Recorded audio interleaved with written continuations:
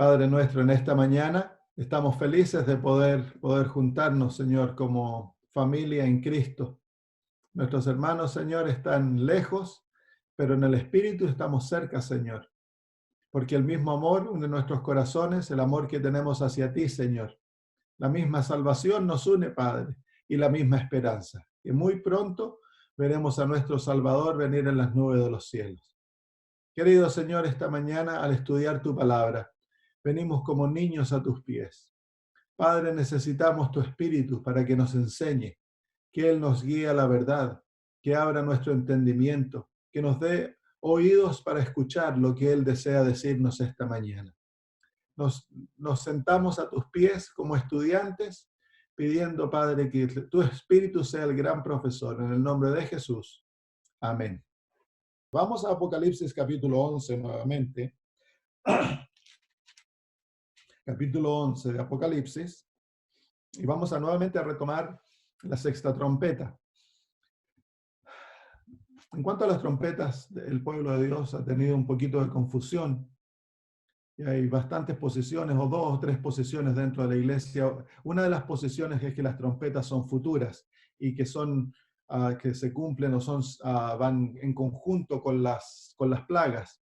Pero cuando uno estudia el contexto, las trompetas en forma apropiada, uno se va a dar cuenta que las trompetas cumplen el mismo periodo de tiempo que las iglesias y los sellos, que las trompetas comienzan cuando Jesús comienza su ministerio de intercesión en los cielos y termina con, la séptima trompeta termina con la destrucción de Babilonia. Así que ese es el tiempo que cumplen las trompetas. La sexta trompeta va desde 1798 a el cierre de la gracia, o un poquito después de eso. Y hay tres distintas series. Dentro de la sexta trompeta se nos muestra el mismo periodo de tiempo en tres series. La primera serie es desde 1798, cuando cae Babilonia y se sueltan los 4 ángeles que estaban en el río Éufrates. El río Éufrates son las naciones que apoyan a Babilonia.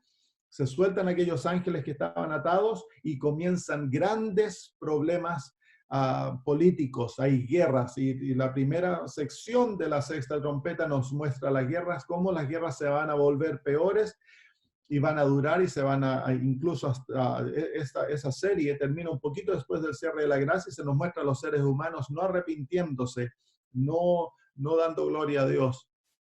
Esa es la primera serie. Nos muestra cómo hacer el área política durante la sexta trompeta. La segunda serie de la sexta trompeta nos muestra al pueblo de Dios y nos muestra el reavivamiento del estudio del libro de Daniel con el ángel que trae el pequeño libro abierto. Se lo da a Juan, Juan lo come y hay un gran chasco, hay un dolor, el libro es dulce en la boca, es amargo en el estómago. Y eso nos muestra entonces la historia del pueblo de Dios del remanente durante la sexta trompeta. Y luego viene la última serie que y nos muestra el levantamiento del rey del sur, del Egipto espiritual, y nos lleva a la sexta trompeta hasta que el Egipto espiritual cae, que son los reyes, el rey del sur o los poderes seculares. Entonces, en capítulo 11, se nos muestra qué va a ocurrir con la palabra de Dios, que está atada al pueblo de Dios. Se le da la palabra de Dios al principio, el pequeño libro, en el libro de Daniel hay un reavivamiento del estudio de la palabra de Dios. Luego se nos muestra la palabra de Dios sufriendo durante los 1260 años y luego el ataque del rey del sur a la palabra de Dios y la resurrección de la palabra de Dios cumple su labor. Y termina, vamos a leer el versículo 11 y 12, dice: pero después de 3 días y medio entró en ellos el espíritu de vida enviado por Dios. Entonces, durante la Revolución Francesa, la palabra de Dios fue atacada durante el reino del terror por 3 años y medio y literalmente se murió. La Revolución Francesa declaró la palabra de Dios caduca y que nunca más iba a gobernar el mundo. Pero después de eso, dice que iba a resucitar y dice, y se levantaron dice, pero después de los 3 días y medio entró en ellos el espíritu de vida enviado por Dios. Y se levantó sobre sus pies y cayó gran temor sobre los que lo vieron. Así que las Sagradas Escrituras, luego de la Revolución Francesa y de 1798, iba a tener un gran auge, iba a vivir. Y eso es la labor del pueblo de Dios, la predicación de la palabra de Dios.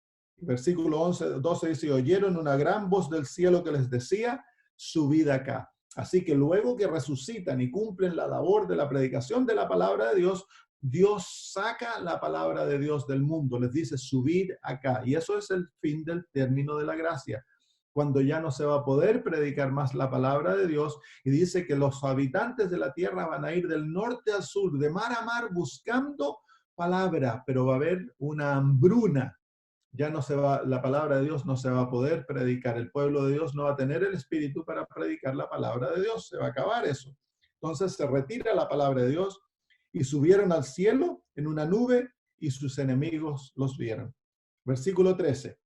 En aquella hora, cuando en aquel tiempo, cerca del tiempo del fin, dice, en aquella hora, o antes, alrededor del tiempo del fin de la gracia, en aquella hora hubo un gran terremoto y la 10ª parte de la ciudad se derrumbó. Esta es la caída del rey del sur, del Egipto espiritual.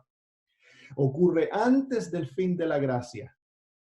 Se derrumba. ¿Por qué tiene que ser derrumbado? No cae totalmente, tan solo una 10ª parte. Es como dar el diezmo. El diezmo, Dios le da 100% y nosotros devolvemos el diezmo. El 10% representa todo, pero es tan solo una parte que se le devuelve a Dios diciendo todo le pertenece al Señor. Bueno, aquí la 10ª parte cae. Los poderes seculares pierden su poder. El secularismo deja de gobernar la mente del ser humano y en su lugar se levanta el rey del norte, la Babilonia espiritual, y toman el poder del gobierno, y la iglesia comienza a usar los gobiernos para pasar sus leyes, y los gobiernos van a someter su autoridad al papado. Eso es lo que dice Apocalipsis 17. Así que los gobiernos no dejan de existir, los gobiernos pierden su poder, le otorgan el poder al papado. Y es ahí cuando viene la ley dominical, porque el papado va a usar los gobiernos seculares para pasar las leyes para poder violar la conciencia del ser humano. Dice, en aquella hora hubo un gran terremoto y la 10ª parte de la ciudad se derrumbó y por el terremoto murieron en número de 7,000 personas. Va a haber grandes desastres. Y luego dice así, y los demás se aterrorizaron. Y luego dice así, y dieron gloria al Dios del cielo. Vamos a estudiar esa parte ahora, porque dice que se crea un ambiente de terror, de gran temor, y es lo que estamos nosotros viendo en este momento. El mundo está aterrorizado con el miedo de la pandemia, de la muerte, que hay gente tanta muriendo en Italia y en España y en Estados Unidos, y se ha creado esta mentalidad de terror. El Señor Jesús dice que los seres humanos, los corazones le van a estar fallando por la ansiedad y el temor de las cosas que están sobreviniendo sobre la tierra. Y quiero que den cuenta que en ese estado de cosas, cuando el rey del sur está cayendo, cuando el ser humano está aterrorizado, dice que dan gloria al Dios del cielo. Así que el fin del tiempo no ha llegado.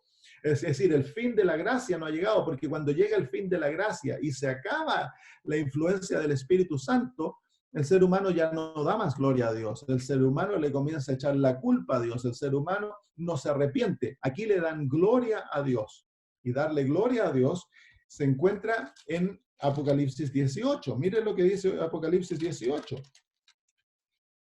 Versículo 1.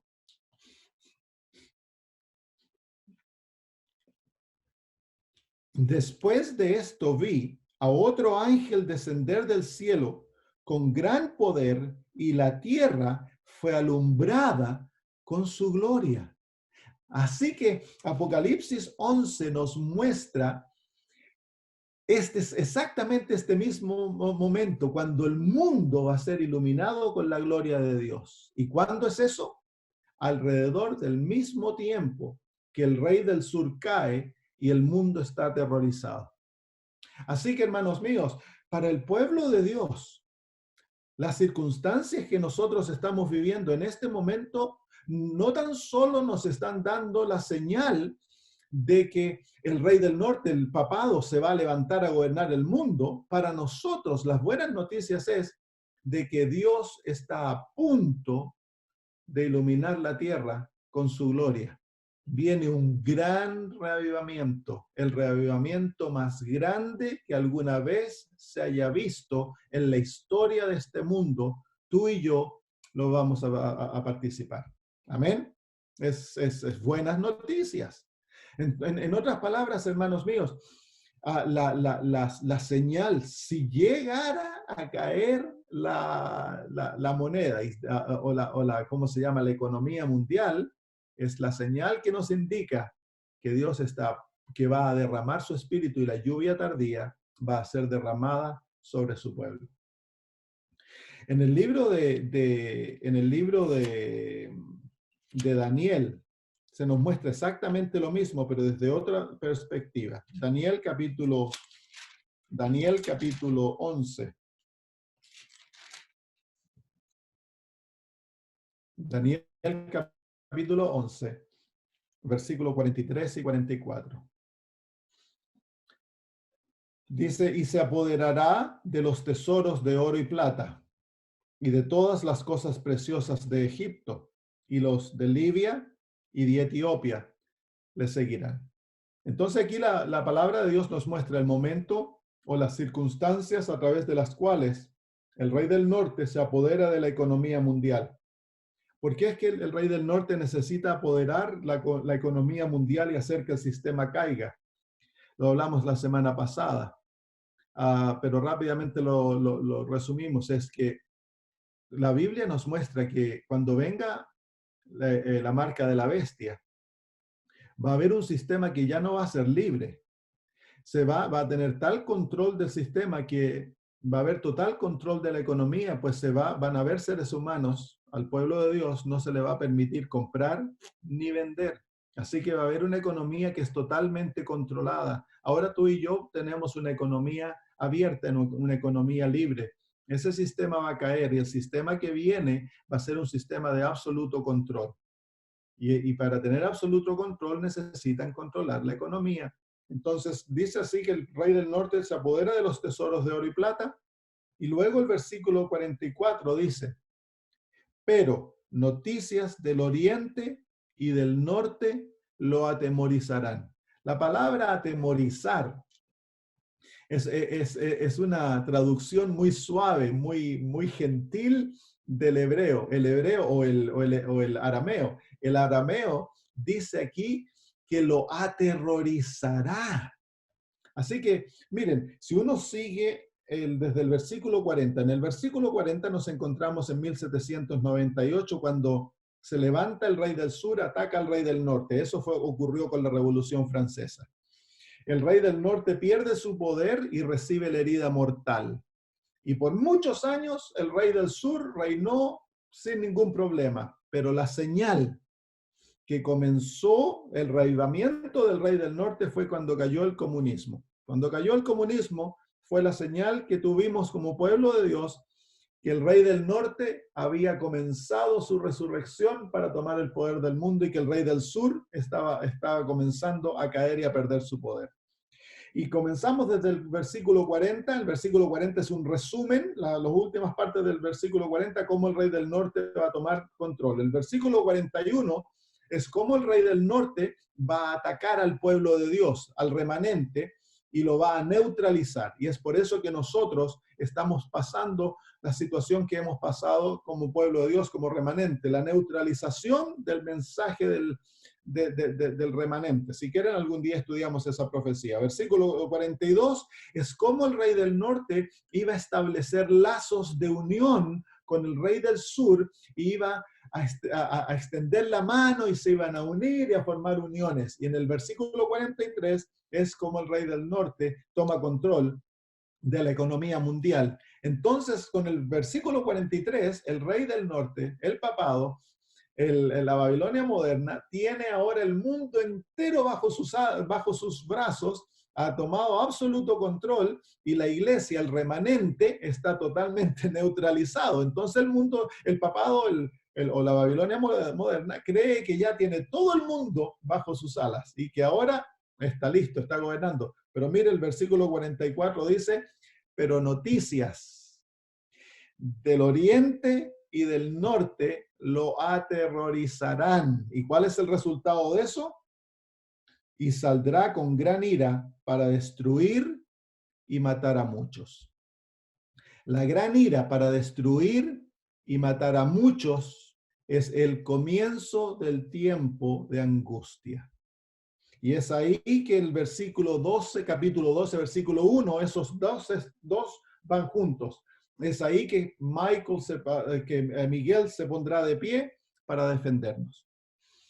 Entonces, ¿qué es lo que ocurre entre la caída del rey del sur y el comienzo del tiempo de angustia? Bueno, ya lo vimos en Apocalipsis 11, hay un gran reavivamiento y aquí las noticias del oriente y del norte están hablando exactamente del mismo evento. ¿Qué es el oriente y qué es el norte? Vengan conmigo al libro de Isaías. Vamos a ver primero al verdadero rey del norte. Isaías capítulo 14.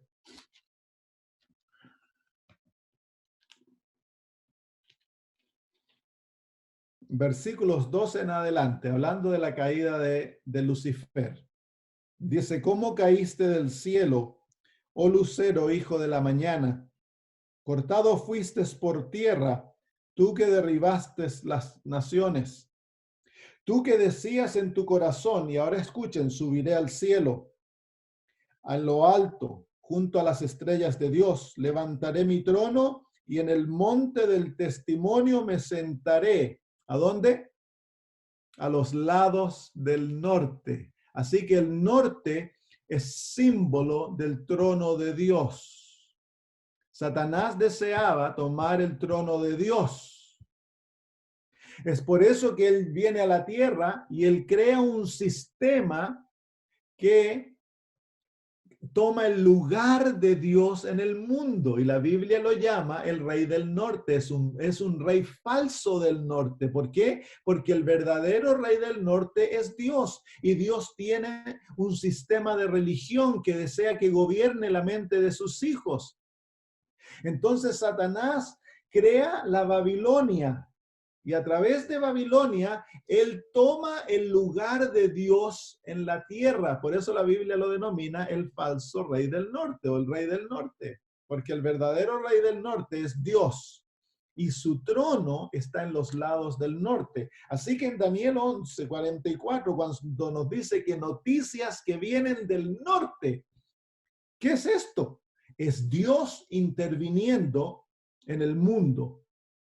Es Dios manifestándose en el mundo y esto aterroriza al rey del norte. Entonces, vámonos ahora a Apocalipsis. ¿Qué es el oriente? Noticias del oriente y del rey y del norte. Vamos a Apocalipsis capítulo 7. Apocalipsis capítulo 7. Y vamos a leer desde el versículo 1.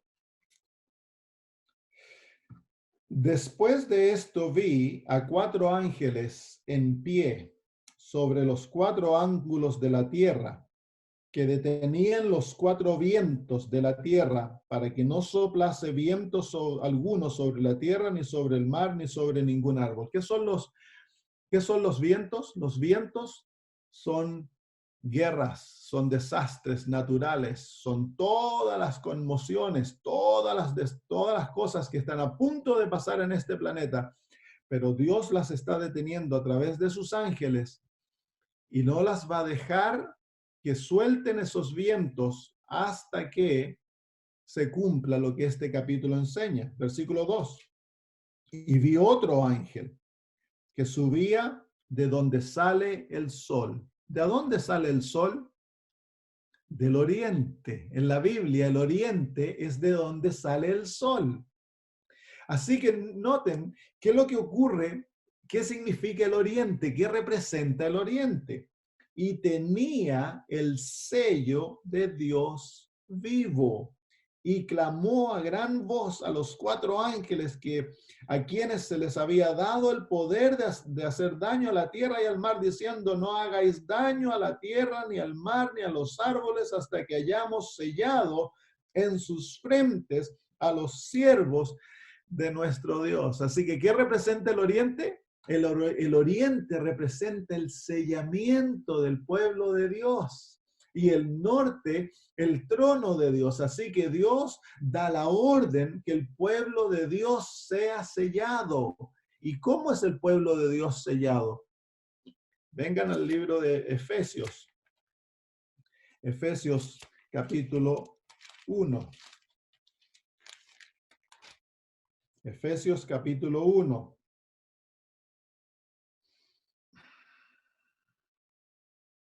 Dice así.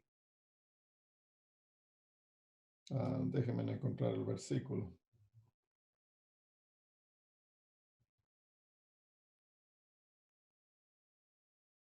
Del versículo 12 y 13 dice: a fin de que seamos para alabanza de su gloria, nosotros los que primeramente esperábamos en Cristo. En él también vosotros, habiendo oído la palabra de verdad, el evangelio de vuestra salvación, y habiendo creído en él, fuisteis sellados con el Espíritu Santo de la promesa, que es la arras de nuestra herencia hasta la redención de la posesión adquirida para alabanza de su gloria. ¿Cómo somos sellados? Somos sellados con el Espíritu Santo. Hay un sello interno y hay un sello externo. El sello externo es la ley de Dios, es la manifestación, el conflicto con la ley de Dios, y el sábado, que es el sello de la ley, va a determinar y va a hacer la gran diferencia entre aquellos que realmente han vivido con Cristo y han sometido sus vidas a Él, y a través del Espíritu Santo han aprendido a ser totalmente obedientes. Eso, el sábado, el sello de Dios en la ley va a determinar quiénes son dignos de recibir el verdadero sello interno, que es la lluvia tardía, el Espíritu Santo. El Espíritu Santo sella la verdad en nuestras mentes y sella el carácter de Cristo en nuestra vida para que no pueda ser perdido.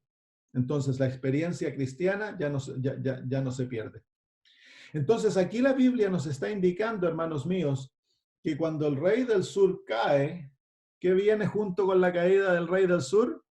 Viene la lluvia tardía, viene el sellamiento, para el pueblo de Dios es el revivamiento que trae el sellamiento. Para el mundo es un revivamiento espiritual cual nunca se ha visto antes. Va a ser, hermanos míos, esto lo más maravilloso, lo más grande, lo más poderoso que el universo haya alguna vez contemplado en la manifestación del poder de Dios en favor de la raza humana.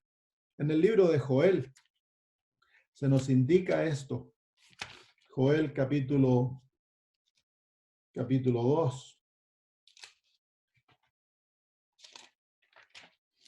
Joel capítulo 2, en el versículo 28, el Señor dice: y después de esto derramaré mi espíritu sobre toda carne, y profetizarán vuestros hijos y vuestras hijas, vuestros ancianos soñarán sueños, y vuestros jóvenes verán visiones, y también sobre los siervos y sobre las siervas derramaré mi espíritu en aquellos días, y daré prodigios en el cielo y en la tierra, sangre y fuego y columnas de humo. El sol se convertirá en tinieblas y la luna en sangre, antes de que venga el día grande y espantoso de Jehová. Y todo aquel que invocare el nombre de Jehová será salvo, porque en el monte de Sión y en Jerusalén habrá salvación, como ha dicho Jehová, y entre el remanente al cual él habrá llamado.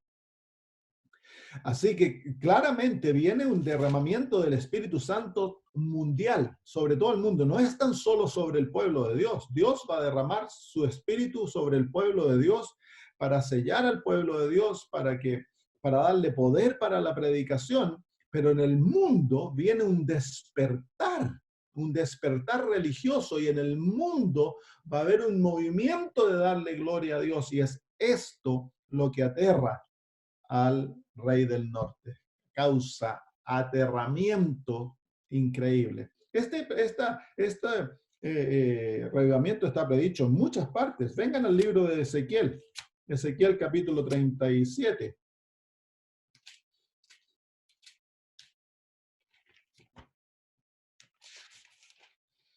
Ezequiel capítulo 37. Aquí se muestra a la iglesia adventista, al remanente, antes que venga el reavivamiento. Y es un cuadro tan bonito.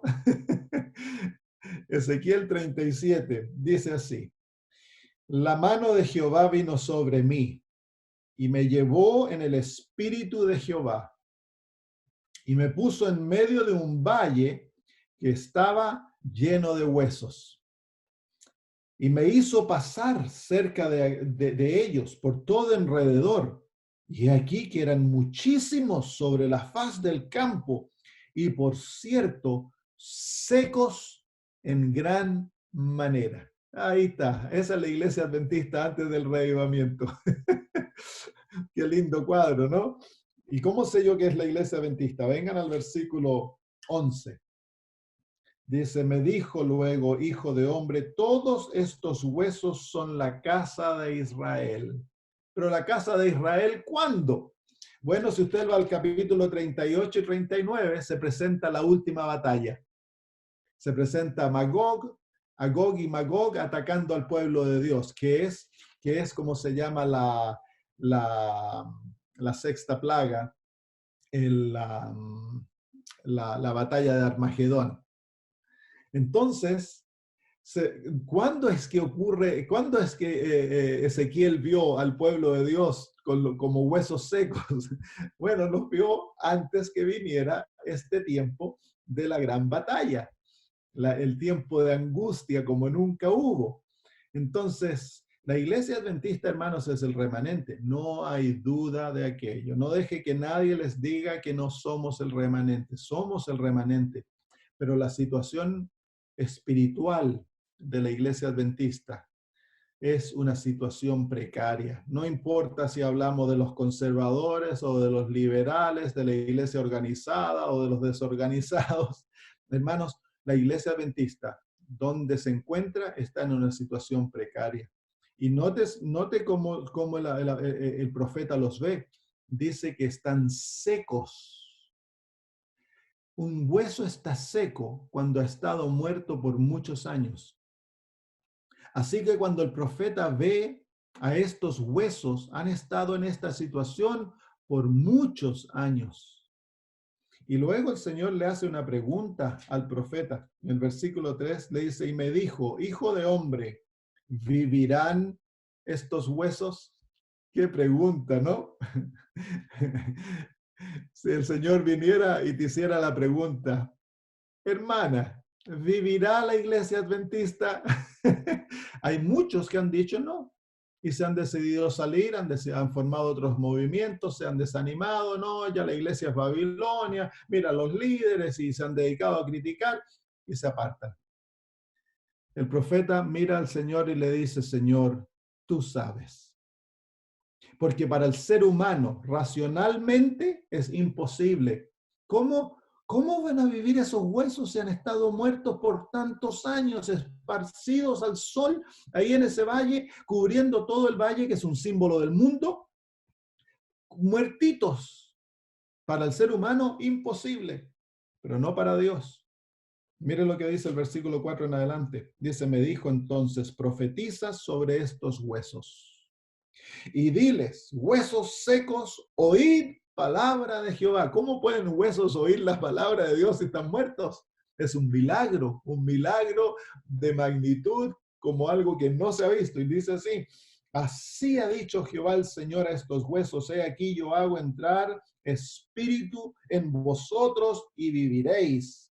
y pondré tendones sobre vosotros y haré subir sobre vosotros carne y os cubriré de piel y pondré en vosotros espíritu y viviréis y sabréis que yo soy Jehová. Eso es el plan de Dios para la iglesia. Y cuando hablo de iglesia, hablo de todos, líderes, miembros. No estoy hablando de los hospitales y de las fábricas, no. Estoy hablando de los miembros. Somos nosotros la iglesia. Los pastores, todos. Dios tiene un plan maravilloso. Él desea reavivarnos. Y luego dice en el versículo 7, profeticé pues. Qué difícil, ¿eh? Nosotros debiéramos profetizar sobre la iglesia estas palabras, hermanos. Esa es nuestra labor. No hablar de los defectos, no hablar de las infidelidades, de los pecados, porque eso no trae vida, eso trae muerte. Y dice el apóstol, el profeta dice, profeticé pues como me fue mandado. Porque él no profetizaba por lo que veía, él profetizó por lo que se le dijo, por las palabras de Dios. Y dice, y hubo un ruido mientras yo profetizaba, y he aquí un temblor. Hubo un terremoto. ¿Se fijan ustedes que esta palabra, terremoto, y lo que está ocurriendo, ata a este capítulo con Apocalipsis 11? El terremoto en capítulo 11 causa la caída del rey del sur, pero el mismo terremoto causa un reavivamiento en el pueblo de Dios. Las situaciones van juntas, pero el terremoto también nosotros no lo llamamos terremoto, en la iglesia adventista lo llamamos zarandeo. Hay un ruido y va a haber un zarandeo dentro del pueblo de Dios. El pueblo de Dios va a ser zarandeado terriblemente, hermanos. Terriblemente. Y aquí donde se va a ocurrir la división entre aquellos que realmente aman al Señor y aquellos que no. Y los que no aman al Señor van a llegar a ser nuestros peores enemigos. Y luego dice así, claro que eso no está estipulado en este capítulo, eso lo tomamos de otros versículos y del consejo del Espíritu de Profecía. Dice así, y dice, y aquí, dice, profeticé, pues como me fue mandado y hubo un ruido mientras yo profetizaba y aquí un temblor y los huesos se juntaron, cada hueso con su hueso. ¿Cuál es la primera obra que Dios desea que se haga dentro del pueblo de Dios? Que los huesos se unan a los huesos, hermanos. Siguen siendo huesos, pero por lo menos ahora son huesos unidos, ya no desunidos. Cuando estaban esparramados en el valle, ¿cómo estaban los huesos? Estaban todos los huesos solitos. Este hueso decía, yo soy el hueso principal. Este otro hueso dice, no, yo soy el hueso más importante. Estaban todos peleándose entre ellos, estaban divididos. Pero llega el momento que ahora los huesos se unen. ¿Y qué es lo que forman? Forman un esqueleto. Es feo todavía, pero por lo menos los huesos están unidos, ¿cierto? La obra de arraigamiento comienza, hermanos, a través de la unión del pueblo de Dios. Hay un zarandeo terrible, hay un terremoto, con la crisis que llega al mundo, va a ser una crisis que va a afectar a la iglesia también. Y a la misma vez, dentro del pueblo de Dios ocurre un movimiento de unidad. Los huesos se unen. Y mire lo que ocurre inmediatamente cuando los huesos se unen. Profeticé pues como me fue mandado y hubo un ruido mientras yo profetizaba y aquí un temblor y los huesos se juntaron, cada hueso con su hueso. Ahora el valle ya no está lleno de huesos, ahora el valle está lleno de esqueletos. Mire lo que dice ahora, versículo 8. Y miré, y aquí tendones sobre ellos, y la carne subió, y la piel cubrió por encima de ellos, pero no había espíritu en ellos. Así que ya luego, qué lindo, es un milagro. Dios está obrando un milagro maravilloso. Comienza a crecer tendones, los músculos, los nervios, los órganos, la piel, y luego el valle ya no está cubierto de esqueletos. El valle está cubierto de cuerpos, pero todavía están muertos, no están vivos. Les falta el poder. Han sido recreados. Llevan la imagen, pero no tienen aún poder. En estos capítulos se nos muestra las dos obras del Espíritu Santo. La obra de recrear, que se llama la lluvia temprana, y la obra de dar poder o vida, que es la lluvia tardía. Y mire ahora lo que dice el versículo 9, y me dijo, profetiza al Espíritu, profetiza, hijo de hombre, y di al Espíritu, así ha dicho Jehová, el Señor, Espíritu, ven de los cuatro vientos y sopla sobre estos muertos y vivirán. De los cuatro vientos, ¿dónde vimos esos cuatro vientos antes? Los vimos en Apocalipsis 7.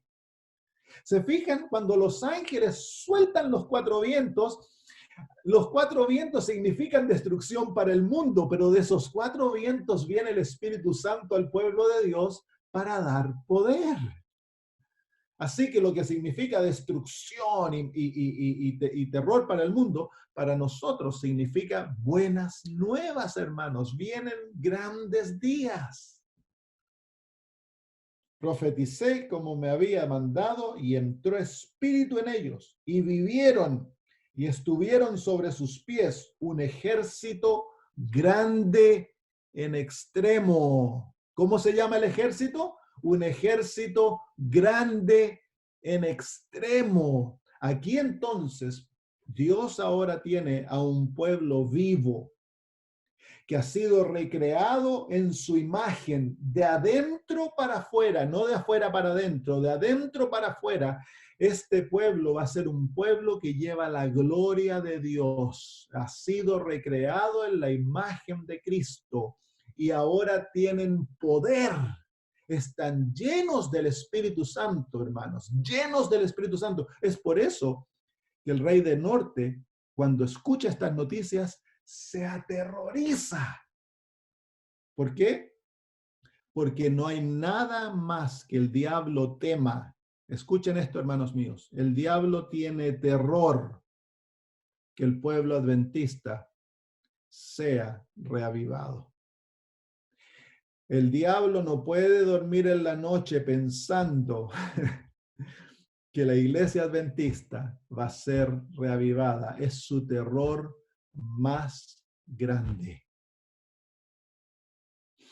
Y Dios reaviva al pueblo adventista y al mundo a través de dos maneras. Primero la lluvia temprana y luego la lluvia tardía. La lluvia temprana desarrolla el carácter de Cristo en nosotros, nos reaviva de adentro para afuera. Primero junta los huesitos.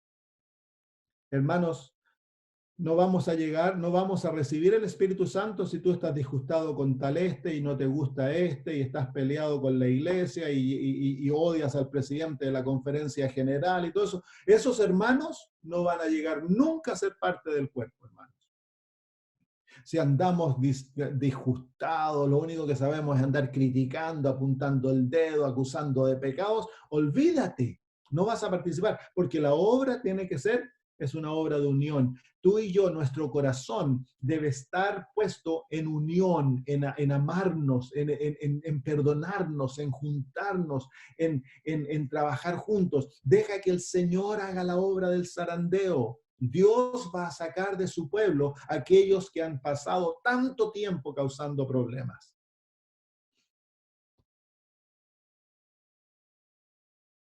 Vamos de vuelta al libro de Joel. Son las 8. Todavía tenemos un poquito de tiempo. Joel.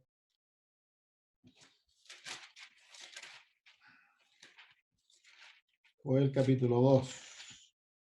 Nuevamente ahí es. Todo Joel nos habla del último ataque y del reavivamiento del pueblo de Dios. Y dice así, si lo tomamos desde el versículo 21, dice, tierra, no temas, alégrate y gózate, porque Jehová hará grandes cosas. Animales del campo, no temáis, porque los pastos del desierto reverdecerán, porque los árboles llevarán su fruto, la higuera y la vid darán sus frutos. Ese es el lenguaje simbólico, mostrando que a través de esta obra que el Señor va a hacer, nosotros vamos a tener los frutos del Espíritu, el carácter de Cristo. Vosotros también, hijos de Sión, alegraos y gozaos en Jehová vuestro Dios, porque os ha dado la primera lluvia a su tiempo, la lluvia temprana. Y hará descender sobre vosotros lluvia temprana y lluvia tardía como al principio. Cuando comenzó la obra del pueblo de Dios con los apóstoles, Dios les dio la lluvia temprana y la lluvia tardía. Muchas veces no nos damos cuenta de eso. Dice el libro de Juan que un día estaban los apóstoles con Jesús y Jesús les sopló el espíritu. Les dijo, os doy mi espíritu. Eso es la lluvia temprana. Y eso fue lo que causó que los apóstoles pudieran venir juntos. Cuando Jesús se fue al cielo, los apóstoles pasaron 10 días juntos en el aposento alto, pidiéndose perdón, confesando sus pecados, orando juntos, preparando el terreno para la lluvia tardía. Pero fue la lluvia temprana que les permitió hacer eso, porque nosotros no tenemos el poder para hacer eso. Y luego vino la lluvia tardía. Y luego dice, las eras serán llenas de trigo y los lagares rebosarán de vino y aceite. El trigo es símbolo de la palabra de Dios, el vino es aceite, es símbolo de la sangre de Cristo, y el aceite es símbolo del Espíritu Santo. Vamos a estar llenos de todo aquello. Lleno, el pueblo de Dios va a tener todo lo necesario para predicar el evangelio. Y os restituiré, miren lo que dice ahora, y os restituiré los años que comió la oruga, el saltón, el revoltón y la langosta, mi gran ejército que envié contra vosotros. Entonces los años que hemos pasado en esta tierra peleándonos entre nosotros con doctrinas falsas y tanta cosa que se ha introducido el pueblo de Dios, Dios lo va a restituir en un momento. En el reavivamiento. Alabado sea Dios, amén. Vengamos al libro de Mateo 24. Mateo 24. Porque aquí también se presenta esto. Mateo 24 en el versículo 15 se habla del levantamiento del rey del norte para destruir. Y en el Daniel 11 se presenta exactamente lo mismo. Se levanta el rey del norte con furia para destruir y aniquilar a muchos. Eso es cuando viene la ley dominical y viene la gran persecución, el tiempo de angustia. Pero antes que eso ocurra, Dios nos va a haber reavivado, así que ya no vamos a tener miedo. Muchos adventistas dicen, no, Señor, yo preferiría que a mí me llevaras al descanso antes de esos días, y están aterrados de la persecución. Hermanos, si Dios no va a permitir que la persecución venga sin antes habernos preparado, Dios necesita darnos su gracia. Y la gracia es dada de acuerdo a la necesidad. Así que cuando la necesidad se pruebe de que nos van a cortar la cabeza y muchos de nosotros vamos a morir como mártires, el Señor ya nos va a haber preparado para eso. Nos vamos a ir a morir por el Señor contentos. ¿Saben ustedes que durante la Edad Media los mártires se preparaban para morir como que iban a una boda? Se vestían con sus mejores vestidos y iban cantando y gozándose a la hoguera. ¿Por qué? Porque era el día más lindo de su vida. Iban a sellar su pacto con Cristo, con su sangre. Dios los había preparado. No hay que tener miedo, hermanos. El Señor nos va a preparar cuando esos días vengan y ya están a punto de venir. Si la crisis ocurre, ya sabemos que entramos en la recta final, hermanos. Los días están sobre nosotros. Mateo 24, y terminamos con esto. Versículo 15 dice, ¿dónde estoy? Por tanto, cuando veáis en el lugar santo la abominación desoladora de que habló el profeta Daniel, el que lee entienda, dice, entonces los que estén en Judea huyan, y el Señor luego dice que vendrán, porque va a haber tribulación como nunca antes ha habido. Pero miren antes del versículo 14, y será predicado este evangelio del reino en todo el mundo para testimonio a todas las naciones. Ahí está el reavivamiento, pues. ¿Se fijan que Dios derrama su espíritu y la predicación del evangelio viene y va a ser llevada a todo el mundo? ¿Y cuál es la respuesta del diablo? La respuesta de Satanás es que levanta a la abominación desoladora, que es la unión de iglesia y Estado para pasar la ley dominical y traer la persecución. Hermanos, en los días de la predicación del Evangelio, billones de seres humanos van a ser convertidos. Billones. Hasta una cuarta parte de la población van a entregar sus vidas a Dios. Por eso dice que los que quedaron dieron gloria a Dios. El ejército dice que es grande sin número. Por eso Satanás está aterrado, hermanos. Viene un movimiento tal que el mundo va a ser cubierto por el fuego del Espíritu Santo, hermanos. Es algo maravilloso. ¿Quién se preocupa de la caída de la economía y que eso, cuando vienen días tan lindos? Miren lo que dice el Señor Jesús, dice, y será predicado este evangelio. ¿Cuál evangelio? Cuando uno lee los versículos anteriores, el Señor Jesús no ha definido el evangelio porque demanda, si el Señor dice, este evangelio, demanda que el Señor se ha referido al evangelio en los versículos anteriores. Pero cuando uno lee los versículos anteriores, no hay una definición del evangelio como nosotros lo entendemos. Pero, ¿qué quiere decir así? Leamos los versículos del versículo 9. Entonces os entregarán a tribulación y os matarán y seréis aborrecidos de todas las gentes. ¿Qué luego dice? Por causa de mi nombre. ¿Qué es el nombre de Jesús? Es su carácter. Entonces, hermanos míos, dice que el mundo va a aborrecer al pueblo de Dios porque el pueblo de Dios tiene el carácter de Cristo. ¿Por qué es que no nos aborrecen ahora? Es porque no tenemos el carácter de Jesús. Sonreímos en la iglesia, pero parecemos demonios en la casa. Eso no es el carácter de Cristo. Cuando Dios va a tener un pueblo que va a ser como Jesús, vamos a tener su carácter y va a ser eso lo que va a aborrecer, porque es esta manifestación de la gloria de Dios. La gloria de Dios es su carácter y es esta manifestación de su carácter en el pueblo de Dios. Vamos a ser como Jesús y cuando esta manifestación se cumpla, el mundo entero va a ser iluminado con una manifestación práctica. Miren lo que dice el versículo 14, dice, y será predicado este evangelio del reino en todo el mundo por testimonio. Un testimonio es algo que se puede ver y que se puede tocar. Hermanos míos, la predicación del evangelio, esta última predicación del evangelio, no es como lo hemos estado haciendo hasta ahora, que predicamos una cosa y vivimos otra. La última predicación del evangelio va a ser una predicación de que la gente va a poder ver y tocar el evangelio. ¿Qué es el evangelio? Es las buenas nuevas de Cristo Jesús, hermanos míos. En ti y en mí, el mundo va a ver a Jesús. Su carácter va a ser reflejado en su pueblo perfectamente. Por eso, Ezequiel 37 nos muestra la obra que Dios va a hacer de adentro para afuera. Y al fin Dios va a tener un pueblo lleno de poder que refleja la imagen de Cristo. Y mire lo que dice el versículo 13.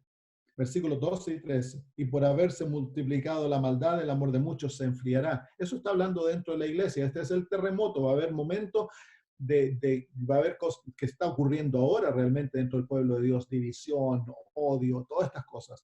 Y versículo 13 dice, mas el que persevere hasta el fin será salvo. La palabra perseverar en español, lleva el concepto de que, bueno, hay que afirmarse, hay que ponerse los pantalones bien apretados para poder pasar por esto y estar de pie en el fin. Pero en el griego, la palabra perseverar quiere decir que vamos nosotros a ser pacientes, que vamos a tomar la injuria y la tribulación como Jesús la tomó. Vamos a regocijarnos en el medio de la tribulación, como Jesús dijo cuando dice que cuando nos persigan, cuando hablen cosas malas de nosotros y todas estas cosas, ¿qué vamos a hacer? Regocijados en gran manera, dice el Señor, porque así pasó antes al pueblo de Dios. Así que, hermanos míos, la última manifestación que Dios le va a dar a este mundo de Jesús va a ser un pueblo que va a ser como Jesús. Esa es la última manifestación de la gloria de Dios. Y como dije antes, va a haber un gran movimiento, hermanos. Millones de millones de millones de seres humanos van a ser convertidos.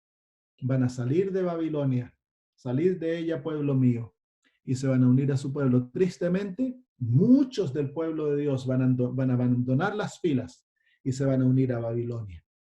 Va a haber un intercambio. Es hora de terminar. ¿Qué debemos hacer? Las señales nos muestran que hemos llegado al punto cuando Dios desea hacer esto por su pueblo. Dios no permite que los eventos finales vengan sobre el pueblo si el pueblo de Dios no está listo. El pueblo de Dios debe estar listo antes que Dios permita que ocurran los eventos finales. Somos nosotros los que mantenemos en cierto modo la llave de los eventos finales, los últimos eventos. ¿Qué debiéramos hacer? Hermanos míos, está descrito en las palabras de Joel lo que nosotros debiéramos hacer. Debemos tomar esto en forma seria. La semana pasada hablamos de la preparación espiritual y física. Debiéramos comenzar a pensar de prepararnos físicamente. ¿Qué voy a hacer con mis posesiones, con el dinero que hay en el banco? Debemos preparar salirnos de la ciudad. Pero eso es la preparación importante, pero no tan importante como la preparación espiritual, hermanos. El mundo nos ha absorbido tanto que nos ha enceguecido y ha creado en nosotros una mentalidad de decir, no, bueno, estas cosas han pasado antes, a lo mejor van a volver a pasar. A lo mejor no es tan serio. Pero hermanos míos, es serio. El mundo entero está metido en esta crisis. Es serio. El Señor desea hacer algo por su pueblo. ¿Hemos de hacer que Dios traiga una crisis más grande para que ocurran estas cosas? ¿O podemos nosotros prepararnos y entrar, juntar manos con el Señor para que haga su obra?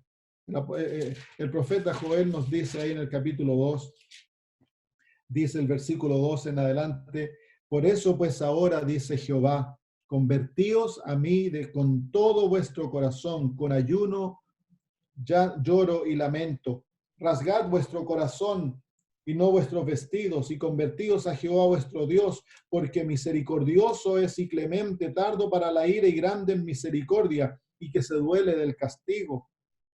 ¿Qué sabe si volverá y se arrepentirá y dejará bendición tras de él?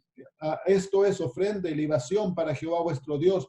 Tocad trompeta en Sión, proclamad ayuno, convocad asamblea, reunid al pueblo, santificad la reunión, juntad a los ancianos, congregad a los niños y a los que maman, salga de su cámara el novio y de su tálamo la novia.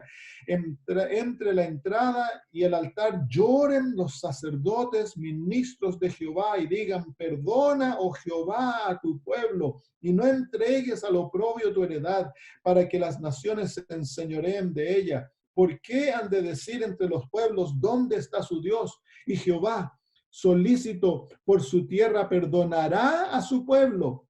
Responderá Jehová y dirá a su pueblo, he aquí yo os envío pan, mosto y aceite y seréis saciados de ellos y nunca más os pondré en oprobio entre las naciones y haré alejar de vosotros al del norte y lo echaré en la tierra seca y desierta. Su faz será hacia el mar oriental y su fin al mar occidental y exhalará su hedor y subirá su pudrición porque hizo grandes cosas. ¿Se fijan? Que Dios, el pueblo de Dios tiene algo muy importante que hacer, que es una obra de arrepentimiento, una obra de unirnos, una obra de abandonar las cosas que nos han separado y confesar nuestros pecados y buscar el rostro de Jehová hasta que recibamos la bendición.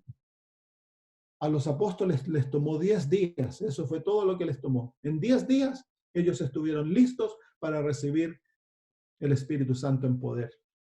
Nosotros podríamos hacer lo mismo. Individualmente, como familias y como iglesias, debemos dejar de perder el tiempo y debemos buscar a Dios de todo corazón. Hermanos míos, esto es el todo por el todo. Si tú no te las juegas todas por tu salvación, vas a abandonar al pueblo de Dios y te vas a unir a Babilonia. Si has tenido la gran oportunidad de tener salvación eterna, pero si no lo tomas en forma seria y dejas que los pensamientos mundanos te absorban y te hundan, hermanos míos, los ángeles, Dios les va a dar la orden, dejadlos porque están atados a sus ídolos. Nada te debe separar de Dios, tus posesiones, tu profesión, todo tiene que ser puesto al altar, toda la comodidad, todo lo que tenemos, póngase al altar y haya una entrega sublime a Cristo Jesús, para que Él pueda hacer la obra que debe hacer. Debemos ayunar, debemos orar, debemos buscar a Dios con todo el corazón, hermanos. Esto es serio. Estamos entrando en los últimos momentos, en la última batalla, hermanos, la batalla más grande que alguna vez se ha batallado en la historia del universo. Se va a batallar contigo y conmigo, hermanos. Es una batalla, el todo por el todo. Por eso Dios desea prepararte y desea darte su carácter y su espíritu para prepararte para estar listo para esta batalla. Pero tú tienes que estar dispuesto a jugártelo todo. Si no estás dispuesto a jugártelo todo, entonces no vas a ser parte de este ejército. Mi oración es, hermano, que no haya nada, absolutamente nada que te detenga a entregarte completamente a Jesús. Debemos dejar de jugar con Cristo, hermanos. Dejar de jugar. La hora es demasiado seria. Tristemente, hermanos, nos hemos acostumbrado a escuchar el grito, el zorro viene, el zorro viene, el zorro viene, o el lobo viene. Y ahora hay muchos adventistas que cuando ya escuchan el lobo viene, no lo toman en forma seria. Pero es serio, hermanos, es serio.